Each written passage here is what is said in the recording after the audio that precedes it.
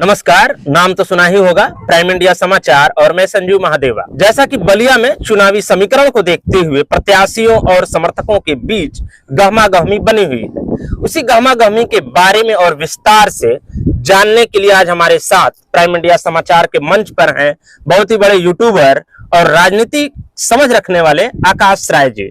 सबसे पहले तो आकाश राय जी, प्राइम इंडिया समाचार के इस मंच पर आपका स्वागत है। धन्यवाद संजीव जी।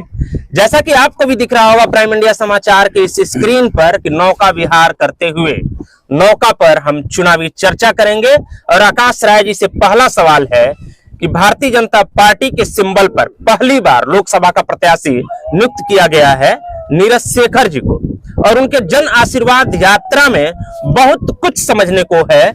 और उसमें हम आकाश राय जी से जानना चाहेंगे कि उनकी इस जन आशीर्वाद यात्रा में उनकी समझ क्या कह रही है। देखिए, जैसा कि हम सूत्रों के हवाले से जो भी खबर मिली हुई है उससे ऐसा लग रहा है कि जब नीरज शेखर जी को टिकट मिला तो वो सबसे पहले वो वाराणसी एयरपोर्ट पे आए थे। तो बलिया के उनके कुछ अपने लोग थे जो वहां पे जाके शंखनाद किया था उनके आगमन पे और उनको स्वागत किया था वहां पे। उसके बाद जैसे वहां से उनके काफिला जो है वो बलिया जिला के लिए चला तो बहुत सारे लोग थे जो मोहम्मदाबाद क्षेत्र में पूर्व ब्लॉक प्रमुख जो प्रतिनिधि हैं आनंद राय जी, उन्होंने बहुत ही ज्यादा अपने साथियों के साथ उनका स्वागत किया।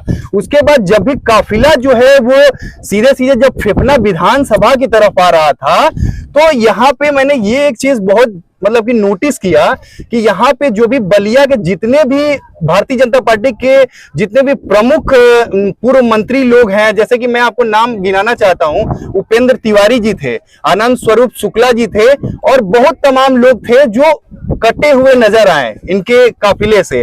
और मैंने यहां तक भी देखा कि पूर्व मंत्री उपेंद्र तिवारी जी जो भी हैं उन्होंने क्या किया कि अभी मैंने देखा कि मैं उनके ट्विटर हैंडल पोस्ट देखता हूं, मैं फेसबुक पेज देखता हूं, तो वो पूरे प्रदेश में जितना भी नरेंद्र मोदी पूरे देश में जो भी रैलियां कर रहे हैं उनको वो उसके अपने ट्विटर हैंडल के पोस्ट से भी वो पोस्ट करते हैं, फेसबुक पेज पे भी वो पोस्ट करते हैं।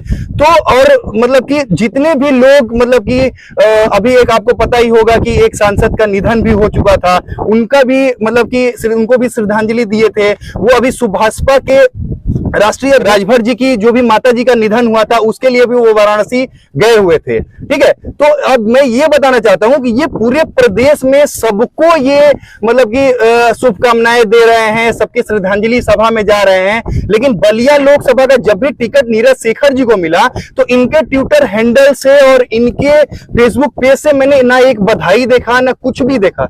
मैं मतलब कि लेकिन उसमें तो एक चीज था ना कि नीरज शेखर जी उपेंद्र तिवारी के घर पर जाते हैं, मिलते हैं, अपने फेसबुक अकाउंट पे ये डालते हैं हमने उनसे मिला, उनसे चुनावी समीकरण और उनके गणित के बारे में बातचीत किया।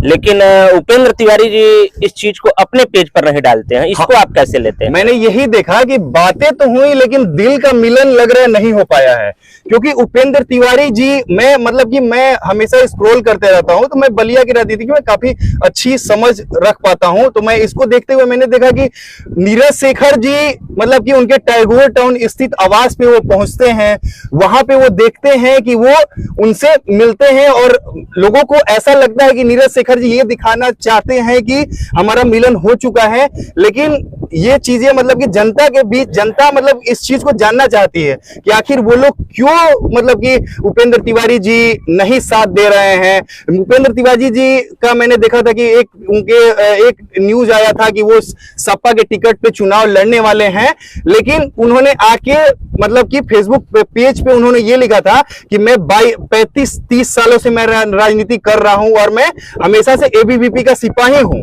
उन्होंने स्पष्टीकरण दिया था लोगों के बीच में कि मैं जो है हमेशा से मैं भारतीय जनता पार्टी का सिपाही हूं और सिपाही ही रहूंगा, मेरी मां से बढ़ के भारतीय जनता पार्टी है, उन्होंने ये बोला था।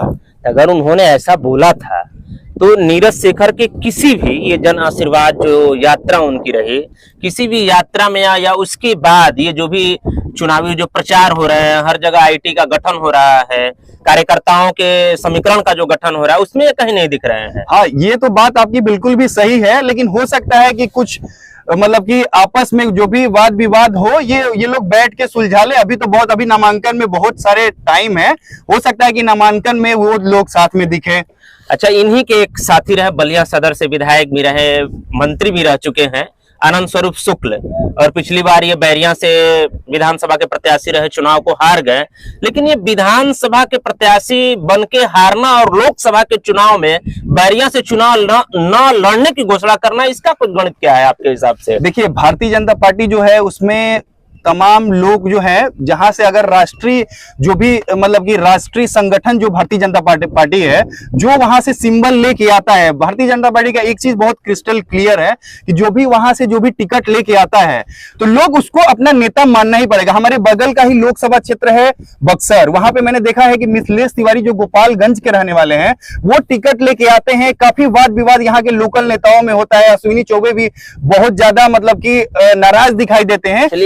बाद में बात कर लेंगे बक्सर के लोकसभा पर हम लोग, लेकिन ये चीजें मिलती जुलती है। इसलिए मैं आपको ये चीज बताना चाहता हूं कि मतलब कि जो भी आनंद स्वरूप शुक्ला का जो भी हो, उनका वो निजी मामला है, लेकिन भारतीय जनता पार्टी इस चीज के लिए काफी मतलब कि सक्रिय रहती है कि जो भी सिंबल लेके आता है वो लोग बैठ के उसको नेता मानना ही पड़ता है। ये भारतीय जनता पार्टी की एकदम स्टैंड ये क्लियर है। नीरज शेखर की जन आशीर्वाद यात्रा में उनको सबका आशीर्वाद मिला या नहीं आपके अनुसार? देखिए, भारतीय जनता पार्टी काफी संगठित है, वो इस चीज को दूर कर लेगी। मुझे इतना आशा है कि वो लोग बैठ के, सारे संगठन के जो भी लोग हैं वो लोग बैठ के इस चीज को दूर कर लेंगे, इतना मुझे आशा है। कहीं आप ऐसा तो नहीं बोल रहे हैं कि आज आपके गले में नहीं, ऐसी कोई बात नहीं है, भगवा गमछी का कोई बात नहीं है, ऐसी कोई बात नहीं है। ये लोग मिलके हो सकता है क्लियर कर। अच्छा, अब हम सीधे आते हैं नीरज शेखर के प्रतिद्वंदी सपा लोकसभा प्रत्याशी सनातन पांडे। उन्होंने जन आशीर्वाद यात्रा के मुकाबले जन समर्थन यात्रा लेकर आए, लेकिन उनकी जन समर्थन यात्रा से नारद राय, अंबिका चौधरी, राम इकबाल सिंह, ये सभी लोग नदारद थे। इस पर आपका क्या विचार है? देखिए, हाँ, ये भी एक चीज ये है कि ऐसा नहीं है कि केवल ये एनडीए गठबंधन में भी ये चीज चल रही है, ये इंडिया गठबंधन में भी। ऐसा तो नहीं है कि सनातन पांडे अकेले पड़ चुके हैं, क्योंकि ऐसा कि पता चला है कि जो भी कल काफिला जन आशीर्वाद यात्रा जो इनकी चल रही थी, सनातन पांडे जी की जन समर्थन यात्रा जो भी चल रही थी, उसमें ऐसा देखा गया कि यहाँ के बहुत ही प्रमुख नाम, फेफना विधानसभा के पूर्व मंत्री अंबिका चौधरी जी भी उस आशीर्वाद यात्रा में नहीं दिख पाए थे। और उसके बाद में बलिया नगर से जो भी विधायक, पूर्व विधायक जो है, पूर्व मंत्री नारद राय जी भी नहीं थे। यहाँ के बलिया के अध्यक्ष जो है चौधरी जी, वो भी नहीं थे। तो ये चीज देखने वाली है। इन लोगों की तरफ से स्पष्टीकरण ये दिया गया है कि नारद राय जी ने बताया कि हम अभी पटना में किसी पारिवारिक कार्यक्रम में मैं हूं, तो पारिवारिक कार्यक्रम से चौधरी ने वहीं पर कहा कि मैं अपने चाचा के इलाज के लिए लखनऊ में हूँ। राम इकबाल सिंह ने कहा कि मैं भी, मेरी तबीयत ठीक नहीं थी इसीलिए मैं लखनऊ में हूं। तो यहाँ पे देखिए, एक तरफ जहाँ भारतीय जनता पार्टी में है, तो यहाँ पे काफी संगठन लग रहा है कि थोड़ा बहुत दिखाई दे रहा है, मतलब कि लोग सक्रिय हैं। ऐसा नहीं है कि वो लोग इधर उधर जा रहे हैं, लोग सक्रिय हैं, वो फील्ड में ही है। भले ही वो नीरज शेखर जी के साथ है या नहीं है, लेकिन वो बीजेपी कार्यकर्ताओं के बीच में ही है। लेकिन मैं सपा में मैं देख रहा हूं कि यहाँ पे क्या है कि यहाँ पे मैं तो मंत्रियों को मैं मतलब कि अगर टिकट लेके आता है तो उसके जन आशीर्वाद यात्रा में सबको रहना बहुत ही जरूरी है, क्योंकि यहीं से पार्टी का स्टैंड क्लियर होता है। यहाँ से अब मैं अपने सवाल को थोड़ा सा मोड़ता हूँ। जन आशीर्वाद यात्रा में भारतीय जनता पार्टी ने उपेंद्र तिवारी को लोकसभा का प्रत्याशी न बनाकर उन्हें आशीर्वाद नहीं दिया। इधर जन समर्थन यात्रा में नारद राय और अंबिका चौधरी को भी लोकसभा प्रत्याशी नहीं बनाई सपा, तो उन्हें भी अपना समर्थन नहीं दी। तो क्या ये अलग अलग खेमा कहीं एकजुट तो नहीं हो गया है? देखिए, ऐसा लग रहा, आपको मैं एक चीज बताना चाहता हूं। एक चीज बिल्कुल ही क्लियर है कि उपेंद्र तिवारी जो थे, अभी वो विधानसभा का चुनाव लड़े थे और उनकी हार हो गई थी फेफना विधानसभा में, ठीक है। उसके बाद ये चीज देखना चाहिए था कि पता नहीं ये सूत्रों के हवाले से जो भी खबर हो कि उपेंद्र तिवारी टिकट के रेस में थे या नहीं थे, ये चीज बिल्कुल भी क्लियर नहीं हो पाई है। तो नारद राय और अंबिका चौधरी पे बताइए। नारद राय को भी टिकट बलिया नगर से मिला हुआ था, वो भी हार चुके थे। हाँ, ये चीज अंबिका चौधरी पे जा सकता है, क्योंकि जब भी संग्राम सिंह यादव को यहाँ फेफना विधानसभा में जब टिकट मिला था, तो यहाँ पे चीजें उस समय चल रही थी कि अंबिका चौधरी को फेफना विधानसभा ना लड़ा के इनको यहाँ का लोकसभा का टिकट दिया जाएगा, प्रत्याशी बनाया जाएगा।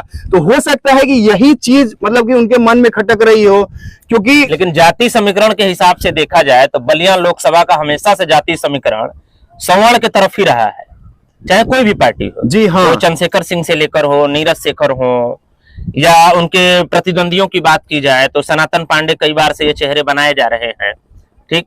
भरत सिंह भी रहे यहाँ पर, बीरेन्द्र सिंह मस्त भी रहे, तो इसको आप सपा में क्या अंबिका चौधरी सवर्ण प्रत्याशी, तो सवर्ण का चेहरा तो ये नहीं थे, तो ये ऐसे ही ये निगलेक्ट होते हैं। नारद राय को क्यों निगलेक्ट किया गया? क्योंकि विधानसभा, मोहम्मदाबाद विधानसभा को और बलिया लोकसभा में जब से जोड़ा गया है तो भूमिहारों का एक प्रमुख चेहरा माना जाता है। देखिए, ये तो अब इसका जवाब तो अखिलेश यादव ही दे सकते हैं कि वो किस चीज को देखते हुए यहाँ पे टिकट दिए हैं। लेकिन एक चीज मैं ये भी बता सकता हूं कि ये सवर्ण की सीट है और पिछले मैं देख रहा हूं कि 2014 से 2024 तक में मोदी लहर में एक बार नीरज शेखर जी भी 2014 में चुनाव लड़े थे। यहां से भरत सिंह ने उनको 1,18,000 वोटों से उनको हरा दिया था। और यहाँ पे आप ये भी पता जानते ही हैं कि नीरज शेखर जी वो पूर्व प्रधानमंत्री चंद्रशेखर के लड़के हैं, तो उसका भी थोड़ा बहुत एज उनके साथ है। तो कुल मिला के ये देखा जाए कि अभी इस लोकसभा क्षेत्र में हमको मेरी जो समझ है उसमें लग रहा है कि नीरज शेखर को हल्की एज है।